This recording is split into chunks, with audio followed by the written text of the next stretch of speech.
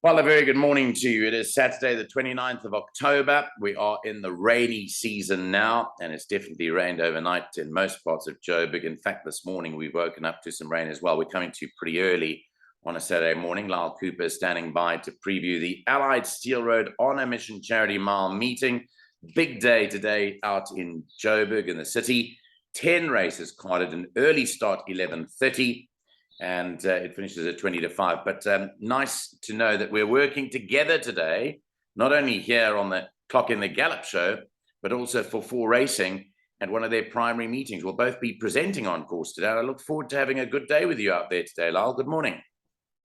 Yeah, I agree, Nico. We've had a bit of rain, and let's hope that stays away. Always enjoy working with you. We often find the same horses, and yeah, we'll be bouncing off each other later this afternoon. Now, it's the first time that we're going back to the Standside track after a while, today. We've been racing on the inside track at Turffontein, but a lot of work has been done, and you know a little bit more than me about what exactly has happened since they scarified the Standside track a couple of months ago. Yes, what's happened, Nico, is they put proper drainage in, and they haven't done that for many years. I had the pleasure of interviewing the team that did it.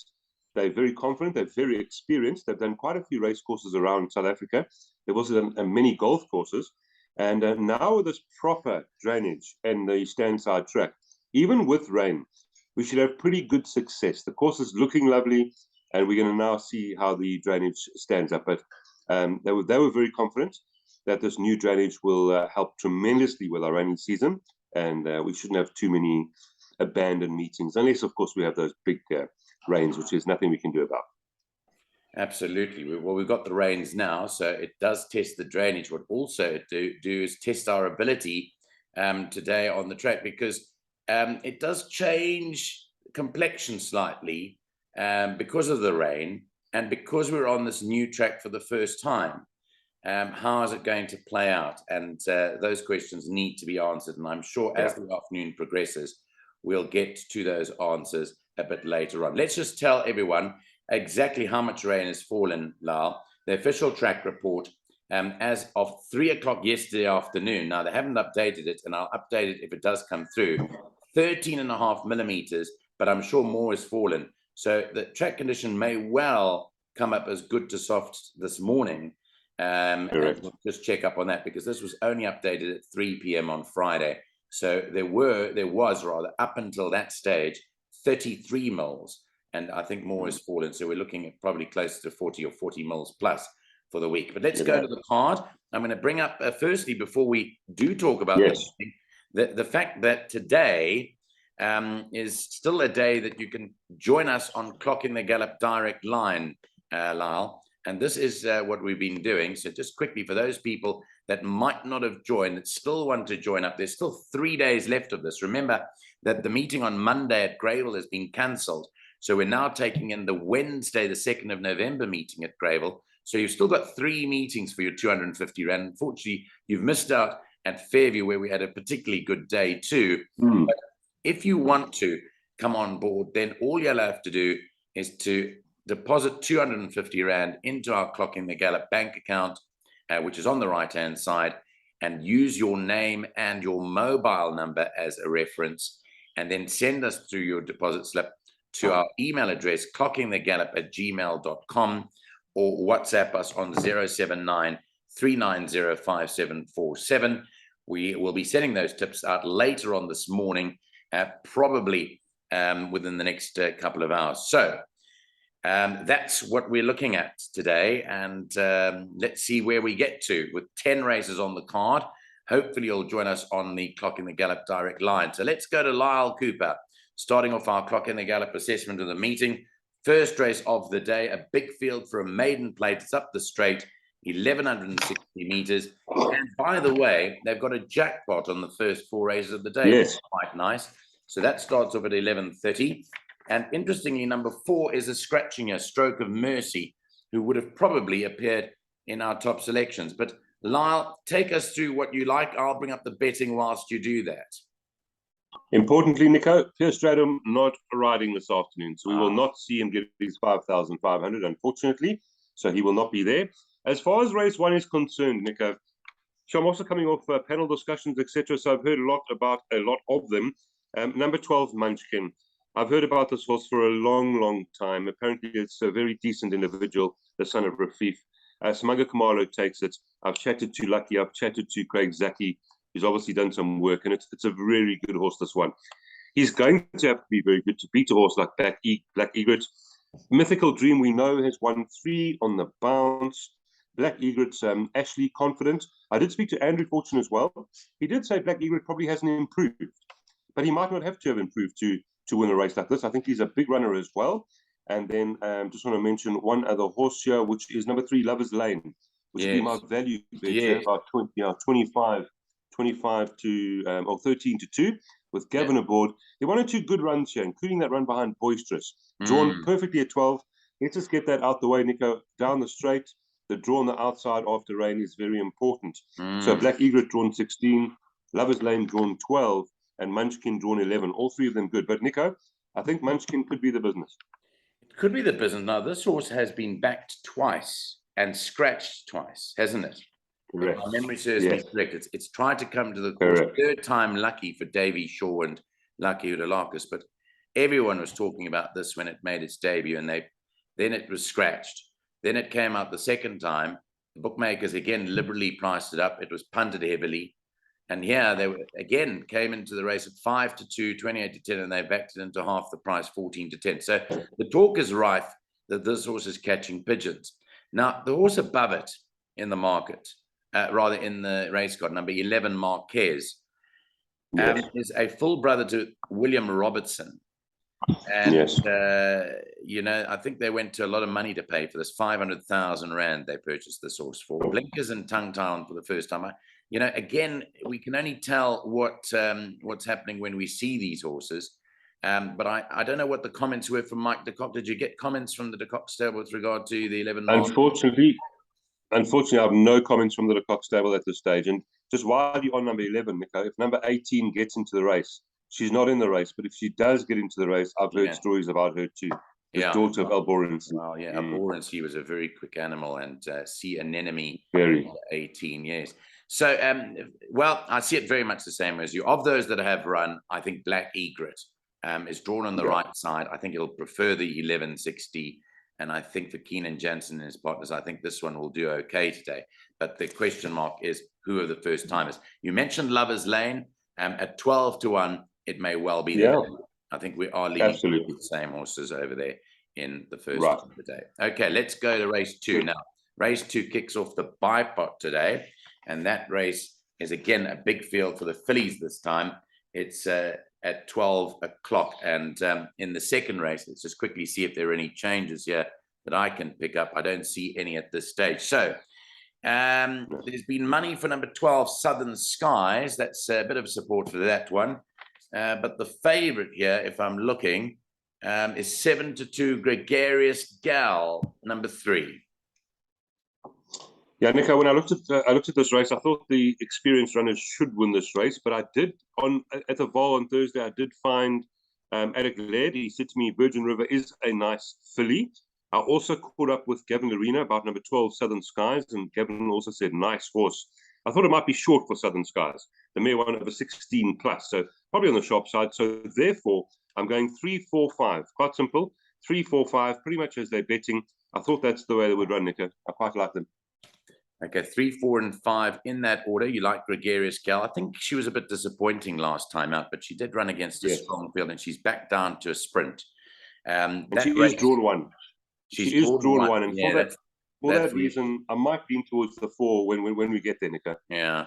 Well, I saw Grant Van Niekerk actually at the airport coming up to Joburg last night from Fairview, because he rode yesterday at Fairview.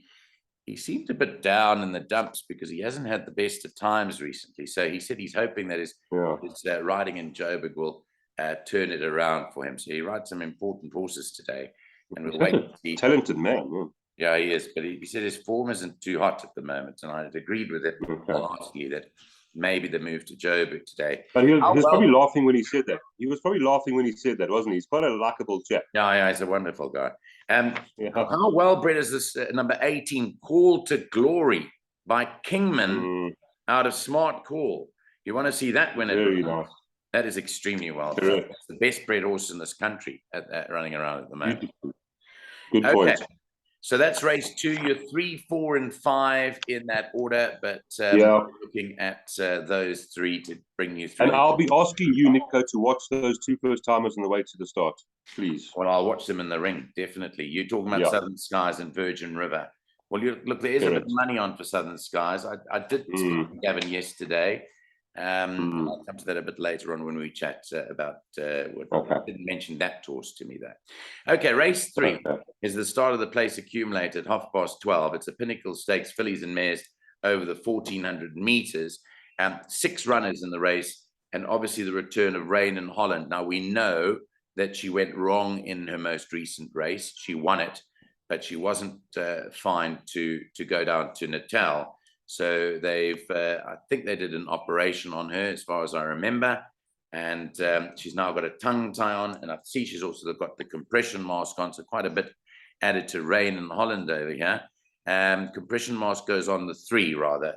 That's Marigold Hotel, not the 2. So the compression mask's on the 3, Marigold Hotel, and a pressure halter's on number 6, Midnight Gem. Now we go from the biggish fields to a very small field and a competitive field.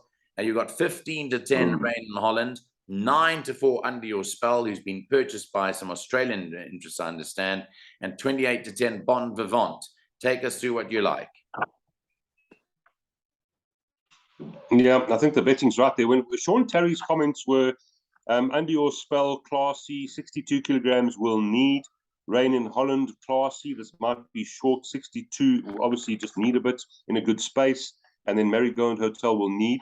So for me personally, Nico, I'm going with Under Your Spell. I mean, this daughter of Cape Town Wire is just unbelievably versatile and talented. I'm going to go with her narrowly from her stablemate, Rain in Holland, who obviously just form speaks for itself, and then Bon Vivant. And Sean Terry did say he respects number 5, but for me personally, I didn't think Follow Me had a chance with those top horses. So for me, 1, 2, 4 in that order, end of story. Yeah, well, they're all coming off breaks, his 3 horses. Sean Terry's Under Your Spell, Rain in Holland, and Marigold Hotel. He obviously wants to get them racing for the season. So I think that one of them is going to win. And like you, I'm torn between Under Your Spell and Rain in Holland today. I'm not quite sure. But I did bump into Mike Woodstock last week. And he said that they really rate this horse, Follow Me. If you look purely on the ratings, has it all to do for 98. It's rated 98. Under Your Spell is rated 119. So it's 21 points clear of it, which equates to 10 kilos. So it's only getting 8. I think Follow Me's certainly got the recent fitness out the way. That question mark's been answered. Yeah. So for me, it's between 1 and 2. I still think the class will prevail here, and I'll probably go the same way as you again there. 100%. Okay, we're moving on to the pick 6 now. There is a carryover pick 6, folks. The interesting thing here is that 5-1, but we've got 1 million rand carried over to the pick 6, and 6 million is the likely pool in the pick 6. So very interesting indeed. To get the pick 6s on nice and early today. Now, changes in the 4th race, and I'm updating this all the time. Number 10, Typeset, as you mentioned, Pierre Stratum is not riding, so we're still awaiting a rider. I'm furiously waiting for the update to the track report, which I hope will come through as soon as possible. Still not updated. Right, let's look at this one. You've got Feather Boa as the favorite, number 2 at 22 to 10, 9 to 2, Captain Peg, who's obviously not going to Cape Town for that big race that I think is being run tomorrow, actually, that sales race. And instead stays in Joburg for this race, going for 5 in a row, Lyall. I'm going to stop there because I wanted to, first of all, find out what your feelings were on those 2 before we delve further. Well, before we go further, I think Feather Boa is one of the best bets on the card. I think Feather Boa is a top-class individual. Randall Simons for Stewie Pettigrew has proved herself, and even on the Harare Gold form line where she lost, she's 3 kilograms better off with Harare Gold, who's quite classy. I spoke to Corey Lensley. He said a really big chance I spoke to, I saw Fani Bronco's comments, and he said, this is number 10 typeset. He said, they have to beat me. So just everyone out there, don't leave our typeset. He's very confident. We know that Pierre Stradum likes this horse too. So just include that one. But if I personally, I'm going for Feather Boa, then I'm going for horse, Give Me a Shot. I think this Give Me a Shot might just be slightly underrated here. Then None Other. I also think this horse could be slightly underrated. At 13, what's the price now? Something looking there. None Other is 12 to 1. 12 to 1. Yeah, I mean, 1 kilogram bet off with Captain Peg, drawn 5. I don't think none Other is finished just yet. And then, of course, number 3, Captain Peg. I've got big respect. But as far as this race is concerned, I thought Feather Boa certainly the horse to beat. Yeah, I think Feather Boa and Captain Peg certainly steal the limelight over here. Captain Peg, I think, will be much better on this track than it was at on the inside track. Now, you look at its 4 runs. The most testing of the 4 runs was the Vaal Classic track, where it won by 4 3/4 lengths. Correct. This track is a much more testing track. Look, it's not blessed with the best of draws. So for me, I was defaulting to 2 and 3. I'm not going to be too adventurous here at all.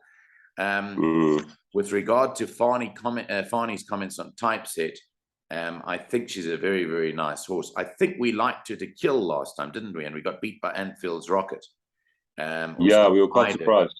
Yeah, we were quite surprised. Yeah. It was heavily back too. I think she's a good horse. And again, she's another one that I think will love the track, the long straight. So I agree with Fani. I think that is probably the value in the race at 14 to 1 typeset. Still awaiting a rider there. No change to the status quo there. Right, let's move on to our next race. Race 5. Race 5 is the start of the first jackpot. And it is the Allied Steelrode Graham Beck Stakes, grade 3, 1400 meters. In race 5, number 13, Total Protection, has a set of blinkers on. Right, here we go. Let's look at the betting here. 4 to 1 Thunderstruck, 9 to 2 about Royal Victory, the visitor from Durban, from Nate Kotson stable. More money for Laguna Verde. Every time we go for this horse, Laguna Verde, they back this from 12 to 1 to 8 to 1. And there's money as well for Anfield's Rocket, which has come to 10 to 1. And right down at the bottom, that informed Tyrone Zaki stable has got Boisterous shortening in from 20s into 12s. Right, take us through your assessment of the Graham Beck Stakes today. Well, firstly, I thought Boisterous is held here. You'll have to really turn around a few form lines there. Personally, if Royal Victory has handled the travelling and fit and ready here this afternoon, when I really went into the form lines here, this is the horse to beat. Grant van Niekerk for the Kotson stable, drawn at 9, should be fine. So it's all going to depend on how this horse has arrived here. So Nick, I'm going to rely on you up there as well. Obviously, for me, Thunderstruck is a massive runner. I don't care where he's drawn, what he does. He's a big runner. But Sean Terry did say the 15 draw is just obviously a slight worry. And then a horse like number 5, Mercantour. Price 14 to 1, Nico. Keegan the Miller for Stewie Pedigree. I mean, how's that for a little combination? Yes. And if you go back to 1 or 2 of these form lines, they really aren't that bad. So for me, Mercantour is going to be my value bet in the race, but it's a cracking race. I'm going 3, 1, 5. I can talk about many others, but I won't. Okay, so you like Royal Victory then to win it? I do. Yeah. Yes. Profit? What do you think of Profit? Profit. If I go into these form lines here, I can get into it. Held by Thunderstruck on his third run. On the run behind Cousin Casey, he's held by Royal Victory.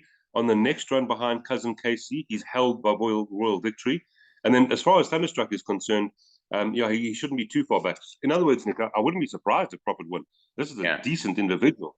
Yeah. Just because of that draw of 15, and the fact that he's been held not once, but twice by Royal Victory, and Royal Victory's drawn well, that's how I ended up at number 3, Nick. Yeah, okay, so that's a fair comment. I again, Laguna Verde, we keep on going for. He was gelded prior to his last run. I was very disappointed last time. I thought he'd go better.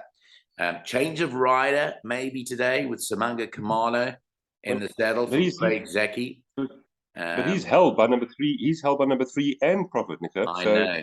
I know, but I'm Yeah, just holding a candle in the wind, I think, for Laguna Verde. it can improve.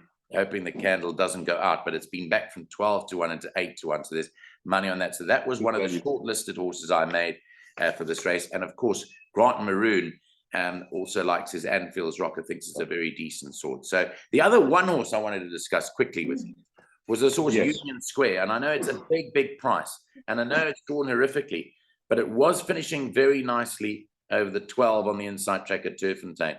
Could this be a huge upset horse today? Yes, of course it could. This is a dangerous race, Nick. I agree with you. Of course it could. So could Anfield's Rocket. And even a horse like Unzen, who I'd be a bit surprised, but even a horse like that could surprise with the form of Robbie Sage. And then one more. Sorry for mentioning all the horses. Arrivederci, who is held by Profit, but Mike did say in my interview with him on whenever it was, Monday, this horse wasn't even ready for that race. And you see how he beats Kalahari Blue. So another one that could be a lurker. Absolutely. Yeah, that race is not for the faint-hearted, as they say in the classics. No. I don't know where we're eventually going to end up with that race, but all of those that you mentioned, I think, have chances. So therefore, throw the net wide is the advice from the Clock in the Gallop team there. Race 6 is the Citizen Golden Loom Handicap, a listed event as the Hardy Dars circle around me like vultures. 1,000 meters is the trip here. And race 6, the changes. Number 2, Godswood as a tongue tie. So that's the only change I really get from here. Now, they've lumped on this far away winter today. 5 to 2 into 15 to 10. Mr. Diego de Gavea is back in town. He was on a visit to Hong Kong. I was watching some of his posting of his videos and that. So he's back in town now. Yeah, he was with Lyall and Luke, wasn't he? He was with Lyall and Luke, yeah. So heaven knows he'd like to be a fly on the wall there. Anyway. No, you know what? To be honest, I think Lyall will actually keep them on the straight and narrow. Yes. He'll well, that's what he'd like everyone to think, though, too. Okay, so far away winter, all the money for this. Are you in agreement with that money? Was it you that backed this? No, Nico. I think this is a tough race. My first selection is Constable. How must I say this, by the way? I got taken apart on air once because I called it Constable, which I know it isn't. Which it's Constable, yeah. The Constable is with a K. I would think Constable would be with a K, although I'm not a so this is speaker. This is Constable. Look at that last run alone. 3/4 of a length behind Faraway Winter, 5 kilograms better off. The third behind Gaelic Chief, 4 kilograms better off. Chase Majan, 52 kilograms. Even Sean Terry said, well weighted, must have a prayer. That's my first selection. My second selection is number 1, Sheila. Wow, if she's in the mood and she wants to get going, she can run. She was second year last year behind Alicia and Chief. I wouldn't be leaving out Sheila either. And then number 3, Basim. I chatted to the Magna Stable, best runner on the card for them. Randall Simons taking the ride. And then, of course, number 10, Faraway Winter, the son of Bordeaux Winter. But even also like number 8, Quantum King is an outside. But for me, 11, 1, 3, and then 10. Okay. Yeah, the one obviously has got a hefty weight to carry, 60.5 kilos. But back up the straight is interesting because she's a speedy sort. She's drawn in the middle of the pack at 6. I think she'll go pretty well here, Sheila. In fact, I'm tempted to say that at 6 to 1, she might well be the value, the stable companion to the horse that they're backing. Kamalo has got on really well with her. Look at that, 5 rides now for 2 wins, 2 seconds and a third.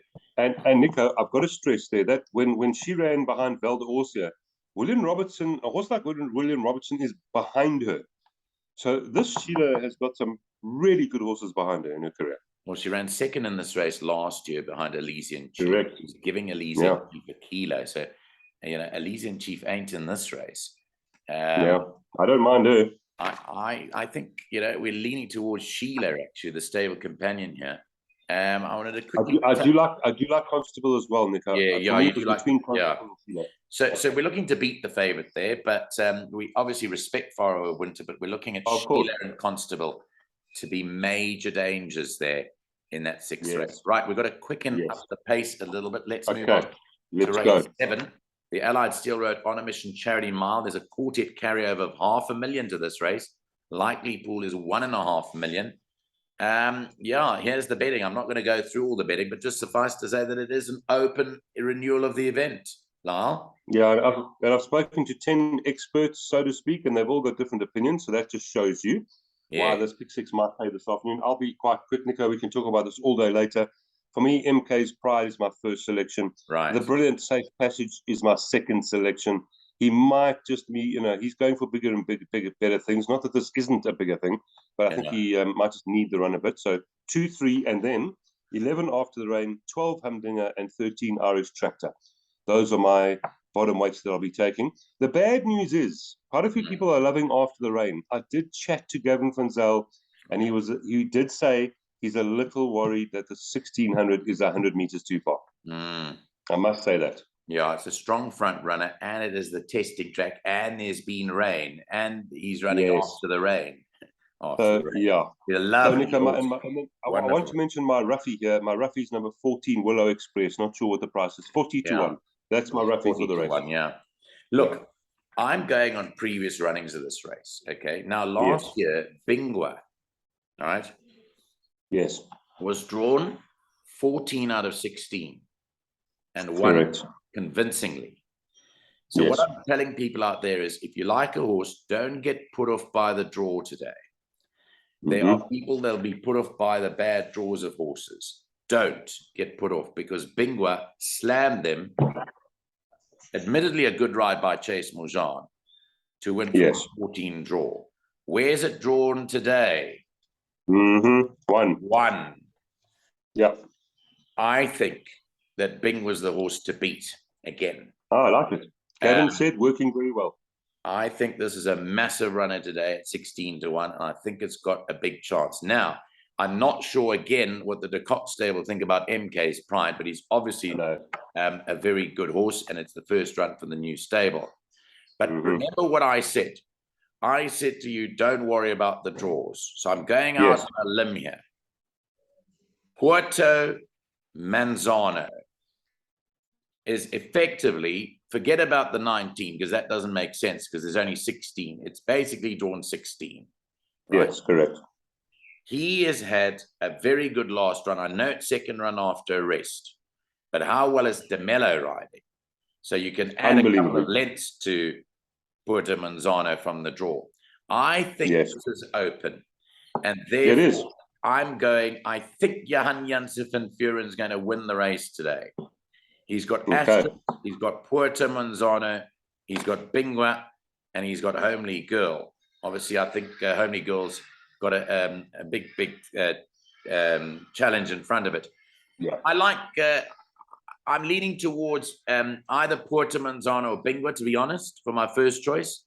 And I respect horses like Pyromaniac, actually, further down the way. I think that's got a chance too. But that's my take on it.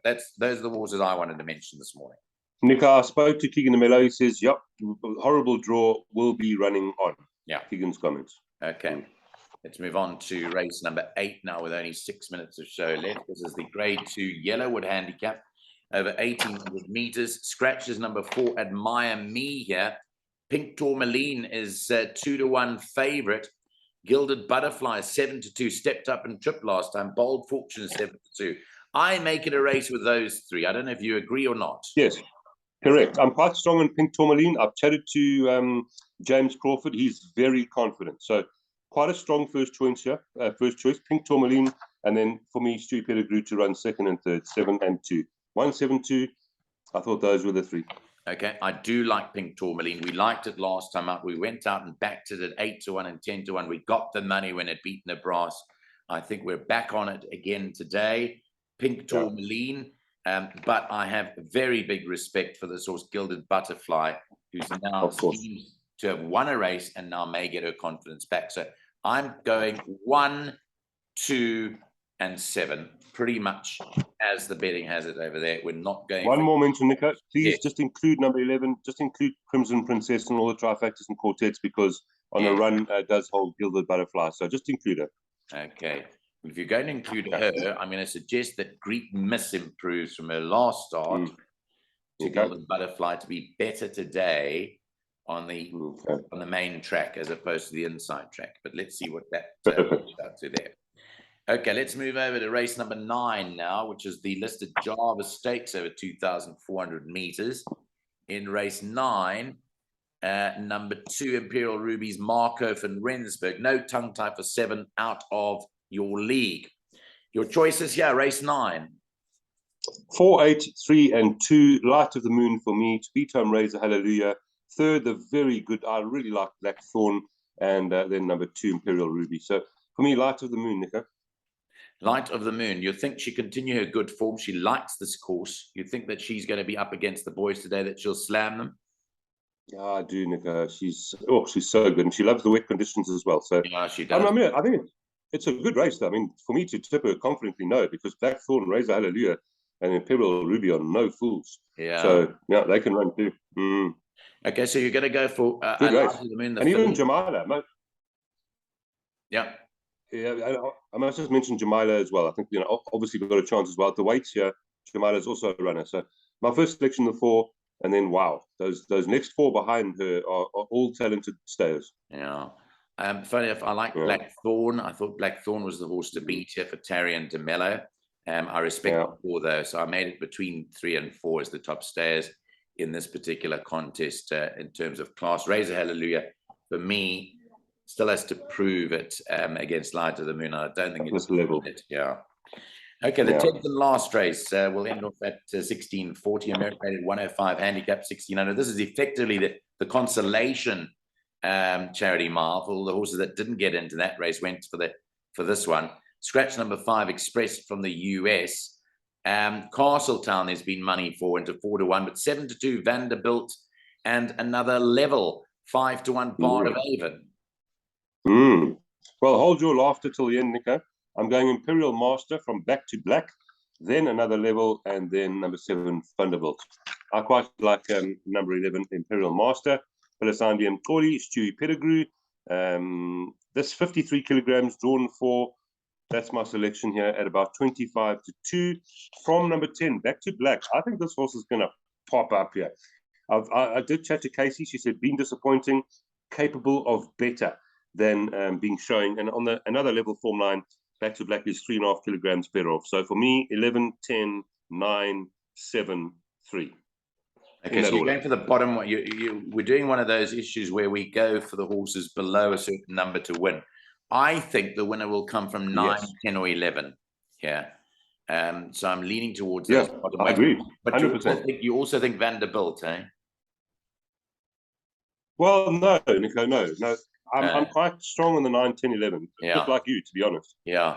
I liked Back to Black, actually. I like those 3. I like Back to Black. And, I think that this JP van der Merwe, since he's come back... You're frozen. You froze there for a second. You froze. I don't know if it was the camera or it was you, Nico. I'm not sure. It must have been the camera. Do you think? No, I'm hoping it was the camera, not you, Nico. Did you say you like Back to Black? Yes, I did. I said I like Back to Black. Yeah. I'm very glad. Yeah. So do I, Nico. I think maybe we found the reason why I like it. I do too. The reason why I like it is because JP van der Merwe, to me as a rider, has improved in leaps and bounds. He's really done extremely well. And put it this way, I think it's a big runner today. I know we're breaking up there, Lyall. We've got a bit of an issue there with that. So I think Lyall has left us. Unfortunately, it looks like the signal's gone bad. But just suffice to say, Lyall, yes, I did say Back to Black, hoping that you're still with us. We'll see you later at Turffontein.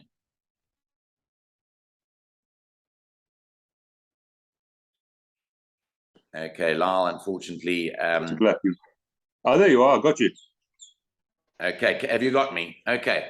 I got you. We've got to go because that's the end of the show, but we'll speak later at Turffontein. Thanks for your input today. Thank you, Nico. Thank you. Bye-bye. Okay, we're on Back to Black in that last race, another level, and Imperial Master. Thanks for joining us. That's been the preview for Saturday's Turffontein.